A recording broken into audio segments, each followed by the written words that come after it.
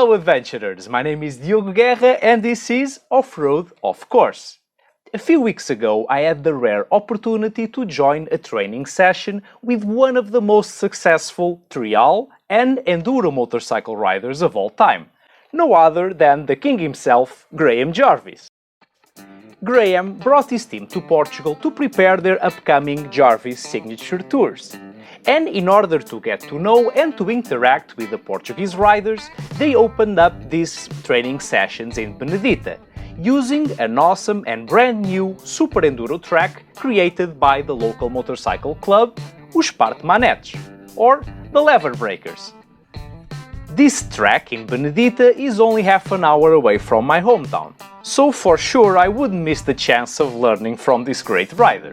And to give myself a better chance of actually learning something, I rented one of his Husqvarna's FE350, which was the best decision I ever made, but we will talk about that later.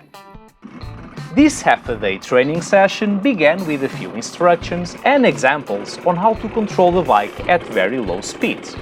And then we had some various warming up exercises, which almost immediately involved having 20 rookies, myself included, attempting wheelies right next to each other's faces.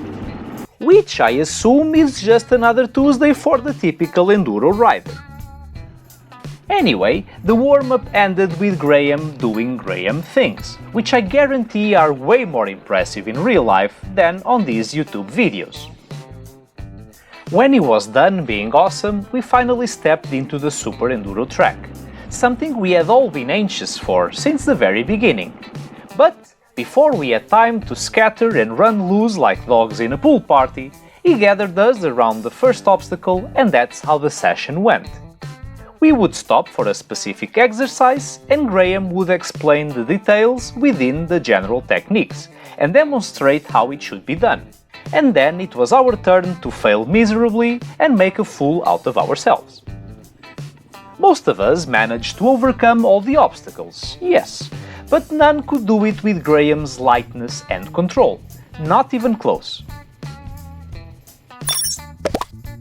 To be honest, I think the most important and valuable thing I learned that day is that there is a whole level of low-speed control and precision that us, the common riders, usually don't even consider possible, so we never actually practice and try to achieve it.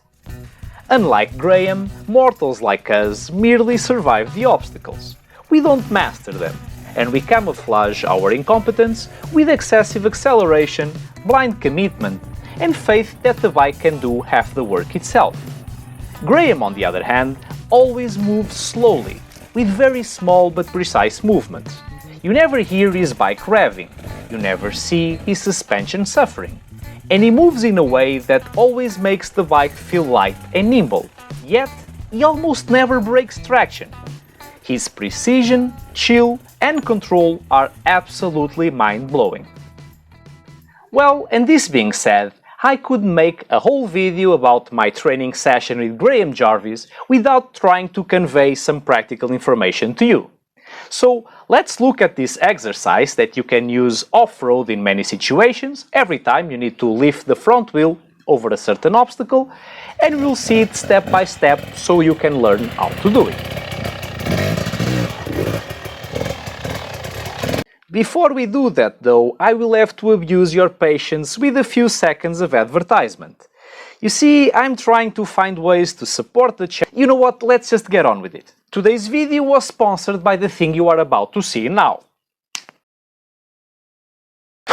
We are finally back. Thank you and sorry, it was a necessary evil. Now let's go back to the exercise we were talking about. According to my understanding, the technique to cross any obstacle is divided in 5 stages. First, you approach the obstacle at a slow speed while standing up. Then, when the front wheel is about 1 meter away from the obstacle, brake briefly with both brakes, and at the same time use your body to compress the suspensions. As the suspension hits its lowest point, release the brakes. Pull your hips up and back and accelerate, using the clutch to control the power, and hopefully this will lift the front wheel off the ground. As the rear wheel approaches the obstacle, move your hips forward. This will help you carry the momentum over the obstacle as well as to keep the rear end of the bike lighter. Now accelerate as the rear wheel is about to hit the obstacle, and keep your hips more or less in line with the point of impact, keeping the upper body loose enough to let the motorcycle rotate freely underneath you as it lands on the other side. But you know what? I think I kind of made it sound harder than it really is. All these instructions and details are only necessary if you're trying to do the exercise perfectly, to trample a huge obstacle, which should not be a concern if you're trying this for the first time. In fact, this quest for technical perfection wasn't working for me either, and after about 3 hours watching the king ride, I was more and more convinced that my own riding was sloppy, graceless, and perhaps even hopeless. My morale was getting low, so I decided to use the last few minutes to take the Husqvarna for a spin around the track, and have some fun my own way, instead of desperately trying to reach Graham's level. And boy, did I enjoy that! My experience with a real enduro bike was almost none.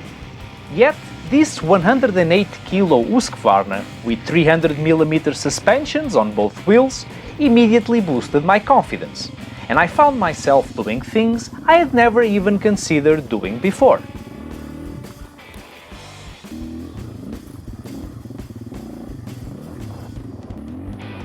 This whole day was an incredible and very eye-opening experience. Graham's teachings and demonstrations were humbling, borderline demoralizing, but they greatly expanded my notion of what makes a good rider, and left me with a burning desire to spend more time practicing slow-speed maneuvers. As for the bike, the Husqvarna FE350, I absolutely loved riding that thing. Look how easy everything is, guys.